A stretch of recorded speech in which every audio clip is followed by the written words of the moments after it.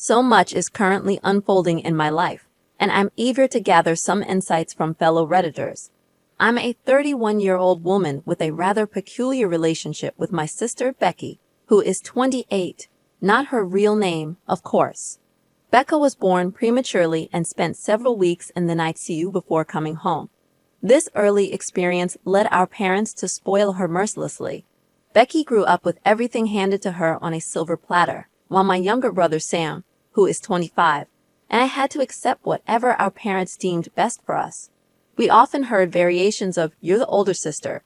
You need to be responsible for your poor sister. Don't be a selfish brat. You need to learn to share things with your siblings." Becky consistently received whatever she desired almost instantly, whether it was her birthday parties or when we had to step aside at our own birthday celebrations so she could blow out the candles on our cakes. This is just the tip of the iceberg. I could write a whole novel about the favoritism we experienced at the hands of our parents. Strangely, I had accepted this treatment as normal and believed that Becky deserved all the nice things. However, everything changed when I was 20 and caught her in the act with my then-boyfriend on my bed. There was a lot of screaming and yelling from both sides, and I couldn't believe my baby sister had betrayed me in this manner. In the midst of the argument, Becky claimed to have a panic attack, which led my parents to swoop in and take her side, chastising me for not being mature and understanding about my poor sister's delicate state. It was at that moment that I realized my parents would always prioritize Becky above everything else. The following week, I moved out and stayed with my childhood friend, now fiancé, David, who is also 31. I tried to reach out to my parents for reconciliation after moving out, but it resulted in a heated argument. They refused to see my perspective and even denied that Becky had faked her attack. I thought this betrayal was the worst, but I was soon proven wrong. Becky started visiting my part-time job as a cashier, flaunting her relationship with my ex and deliberately making out with him in front of me. She paid no attention to the stink eyes and icy glares directed at them. She even went so far as to spread rumors that I had slept with TAs and lecturers for better grades, although my friends quickly dispelled these lies. All of these events left me increasingly depressed. I wouldn't have made it through college if it weren't for David and my friends, whom I consider myself undeserving of. 2 years ago, my father's sudden death prompted me to reach out to my mother, with whom I had been estranged since the incident with Becky. My mother seemed apologetic about the entire affair, and I felt confident enough to let her back into my life. During our reconciliation, I made it clear that Becky was not to be mentioned in my presence, nor was she to be a part of my life. My mother appeared to accept this. For the past year, I've been diligently planning my wedding, set to take place next month. However, last week, my mother invited me to her home under the guise of discussing wedding arrangements. When I arrived, I was greeted not only by my mother, but also by my aunts. The conversation about wedding arrangements initially started on a positive note, but took an unexpected turn towards my sister's attendance at the wedding. Needless to say, I firmly refused to invite her. Right on cue, my mother's tears began to flow, pleading with me in desperation. I felt frustrated by her attempt to corner me, especially with the support of my aunts. I walked away from the chaotic scene, my mother chasing after me, shouting something about family values. Feeling exasperated, I discussed the entire situation with David, my brother, my in-laws, and my best friend. Going over all the details only reinforced the fact that my mother would always prioritize Becky, disregarding my emotions and feelings. Finally, yesterday, I decided to make one last call to my mother to inform her that her invitation had been revoked. Shortly after the call, my phone started ringing incessantly. Relatives called to label me as ungrateful and childish, questioning my actions. To those who inquired about my relationship with my brother, he had remained in touch with me throughout and distanced himself from our parents once he turned 18, the fallout with my sister being the last straw. Now, onto the actual update. As many of you speculated, my mother had twisted the story to her advantage, painting it as a fight over a guy that led to me storming out of the house. These lies crumbled when one of my aunts called my brother, criticizing him for supporting me. He set the record straight by narrating the entire ordeal, leaving a pin-drop silence on the other end. Moreover, He shared screenshots of some message exchanges between him and Becky during their fallout, clarifying the situation. My mother faced severe backlash from multiple family members for her deceit, and most of them are now on my side. Despite this, she still has a few supporters, but they have been blocked from communicating with my brother and me. What should have been a joyous time in my life has turned into a chaotic spectacle. I can only hope that this will be the final update. Interestingly, today took an unexpected turn when I spotted my mother's car near my home. As I approached, my best friend decided to talk to her and convince her to stay away from me. As I sat hidden in my car, away from my mother's sight, my best friend approached her. It felt like an eternity, but after about 45 minutes, she messaged me that it was safe to come inside. Once settled in the house, my friend recounted her conversation with my mother. It appeared that my sister had faced some difficult situations in college due to her arrogant demeanor. The most significant of these was my ex cheating on her with another girl, leaving her heartbroken and with an STD. The news of her contracting the STD quickly spread among her friends and acquaintances, leading to resentment and hostility from many. Feeling alienated, Becky transferred to a new college far from home. She sought counseling there, which wasn't an option before, given my parents' resistance to the idea. According to my mother, Becky had cut off contact with her after our father's death. She seemed remorseful for her past actions. When the topic of my marriage arose, my mother devised a plan to invite her to force a reconciliation. However, my refusal to invite her thwarted these plans, preventing her favorite child from reuniting with her. My friend made it clear that the decision of who to invite was entirely mine and firmly warned my mother that any attempt to approach me would result in exposure on social media for the world to witness. I find myself torn about the entire situation. While I am certain that I don't want either of them at my wedding, I can't help but feel some sympathy for my sister, considering the challenges she faced. Yet, these emotions are overshadowed by the memories of her deliberate attempts to hurt me. I once adored her as my sweet little sister, hoping she would change.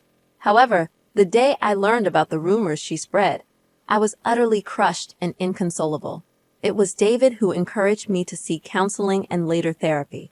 Without his and my friends' unwavering support, I might have been an emotional wreck.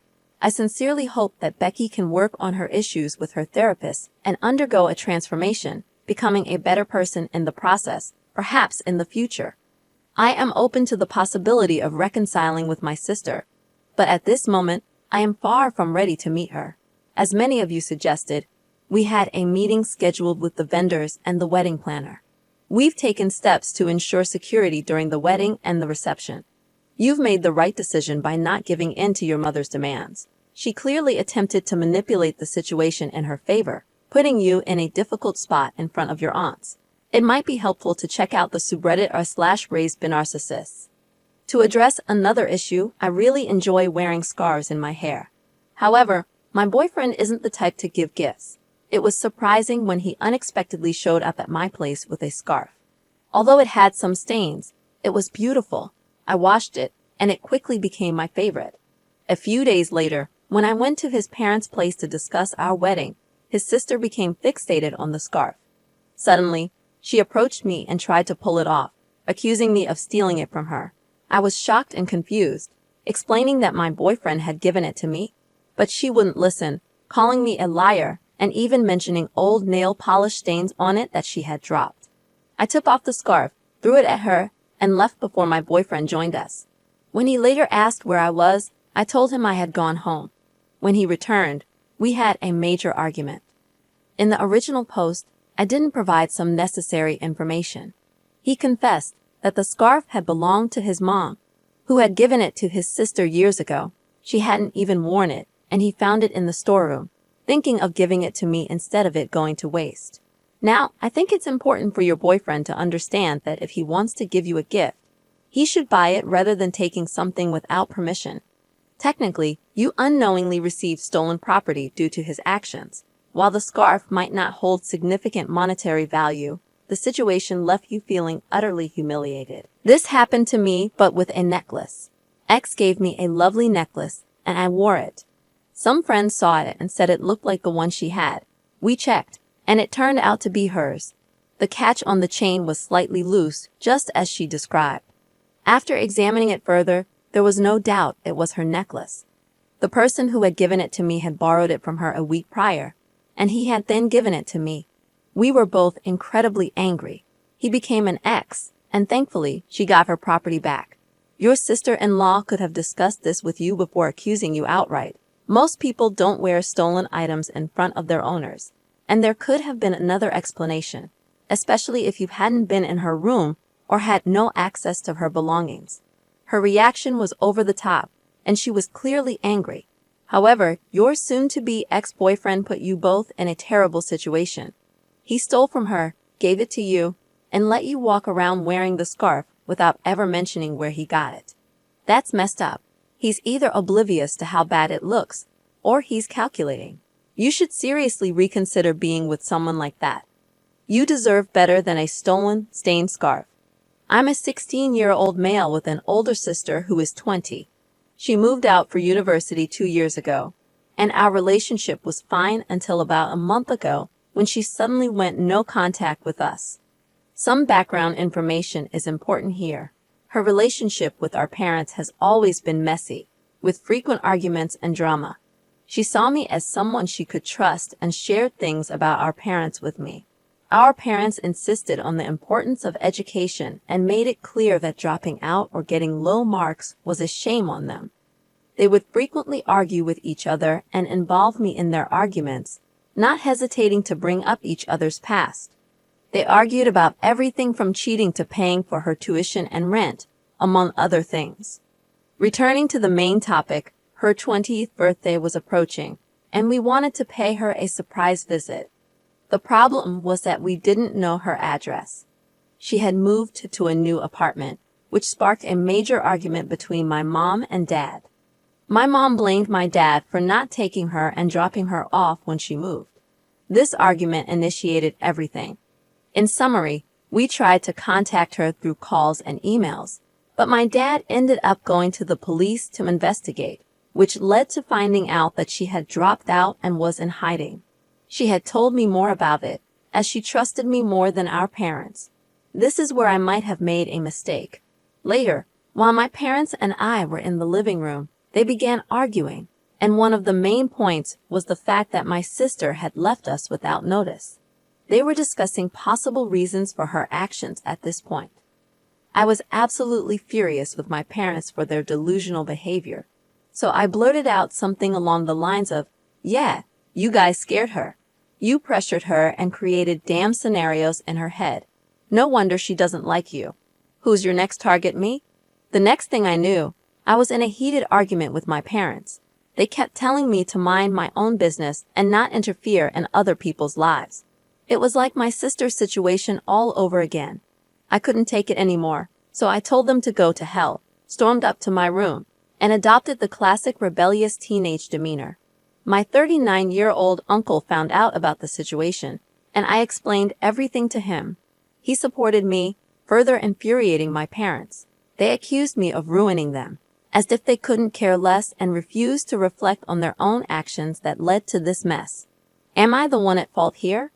Here's some unsolicited advice that might help, although it may not directly apply to your situation. I grew up in a similar environment. My parents would drunkenly tear each other apart almost every night. Sometimes I'd intervene to stop them. Other times I'd shout from the stairs, but nothing worked. At 18, before leaving for university, I confronted my dad and asked how long he thought they'd last. He didn't have an answer. What I didn't realize then was the deep psychological damage witnessing this had caused me. Faced with intimacy, I'd shut down entirely. Looking back, it was a flight or fight response. While I matured emotionally in some ways, my growth was stunted, especially in relationships. I never received therapy, and I regret not considering it. I managed to work through it on my own, but therapy would have been incredibly helpful. If possible, talking to someone about your experiences could be beneficial. Good luck. Well, look at the consequences of their actions. I'm sorry, OP, I'm not sure of a solution. Technically, you're stuck with them for a bit longer, depending on your situation. Perhaps you can consider living with your uncle if that's an option. I don't have specific advice for your situation, but I don't blame you for speaking your mind and telling them the truth.